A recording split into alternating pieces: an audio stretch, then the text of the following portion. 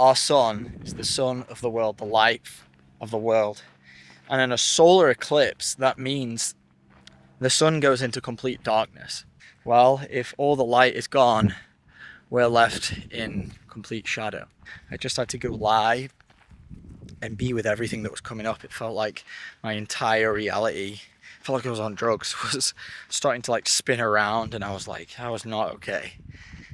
And all this intense survival energy started to flow through me, and I was having all these like visions of what this energy was and where it was coming from, and just becoming the space for this trauma to rise up, and connecting with this younger version of me that has been carrying these imprints and had these attachments to my parents since I was a child. Yeah, I woke up today feeling like I had been run over by a bus, but a lot lighter and so much more connected to myself and the feelings of freedom, which is ultimately where I'm always trying to get back to, is just that feeling of being free, just like these beautiful dogs get to experience on a daily basis, is the freedom of just being alive.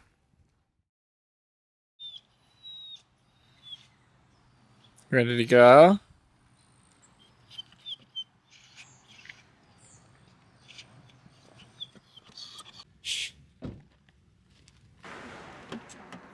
Up or down now? Place. Place?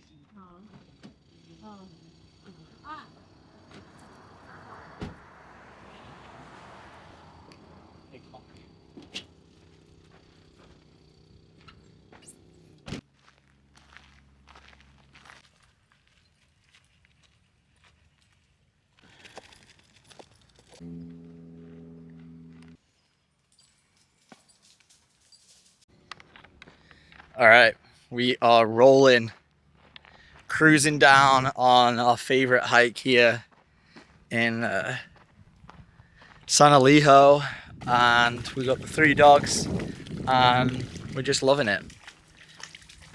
The sun is hot today, so we try and come out before 11, and here's my boy right here. Bubba. This is my soul companion. This is my soul companion, Bubba. Last night had an insane healing. It was a solar eclipse, and that means that, well, I started reading into it a little bit this morning, and the sun, so think about this, right? The sun is the life force, the light of the, we'll call it our solar system, but we'll just say of this world, right? So our sun is the sun of the world, the light of the world. And in a solar eclipse, that means the sun goes into complete darkness. So what happens when our sun, the light, the thing that gives us life, gives life to all, goes into complete darkness for maybe a moment, a few minutes, we lose all light. What may that allow?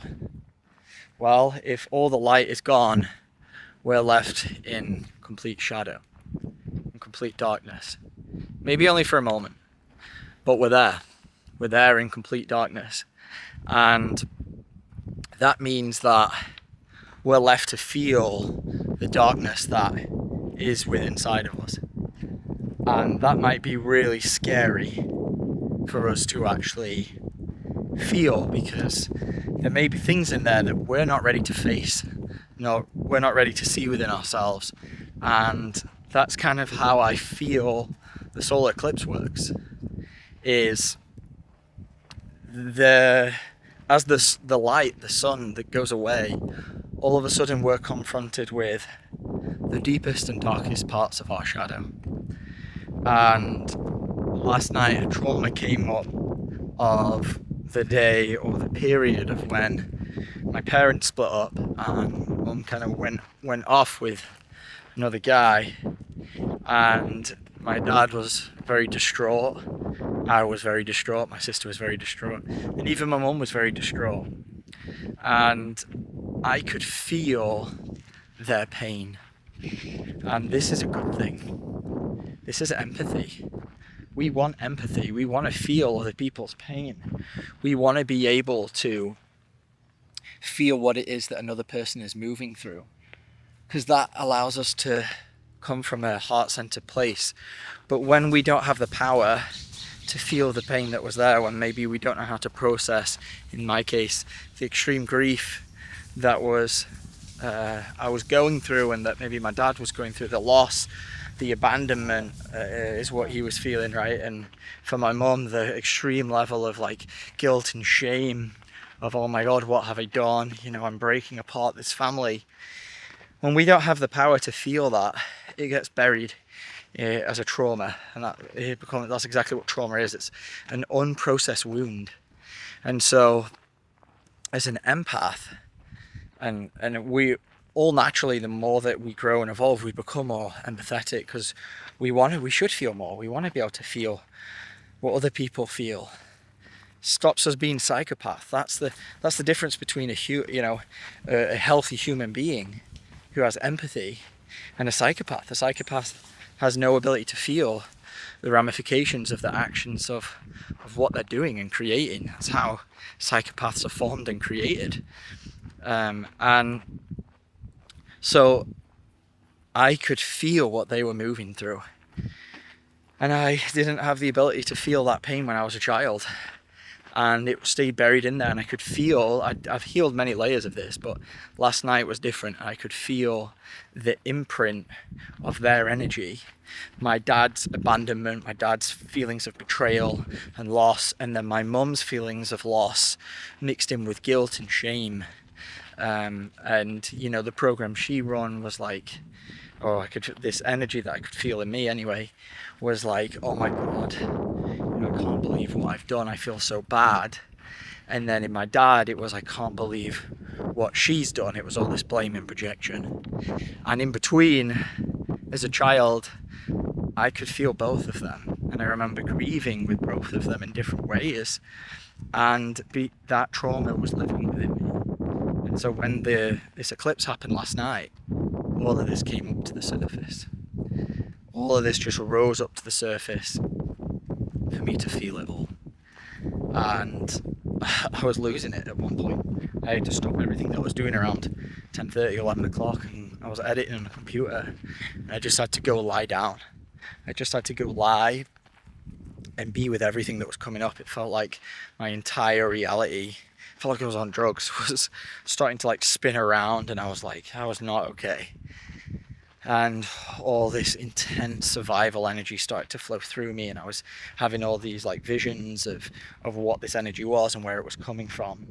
And I was able to just be with it and process it and love myself through all these deep dark traumas, just by simply connecting to my heart and my divinity, and just becoming the space for this trauma to rise up, and connecting with this younger version of me that has been carrying these imprints and had these attachments to my parents since I was a child. And this is all of us. We all have these traumas, and these are literal energetic cords and attachments that attach us to other people. And so they hold you back, of course, because you're still carrying a part of them. For me, I was carrying their pain, thinking that this was a good thing, only because I just didn't really know how to feel it. And so part of my processing last night was feeling the deep grief and the anguish and the agony I was in, but also sending it back to, not teaching that part of me not to take it on, and that's their pain, and feel it with them, but don't take it on, Danny. Send it back to the source of its creator. And I woke up today feeling like I had been run over by a bus, but a lot lighter and so much more connected to myself and the feelings of freedom, which is ultimately where I'm always trying to get back to, is just that feeling of being free, just like these beautiful dogs get to experience on a daily basis, is the freedom of just being alive.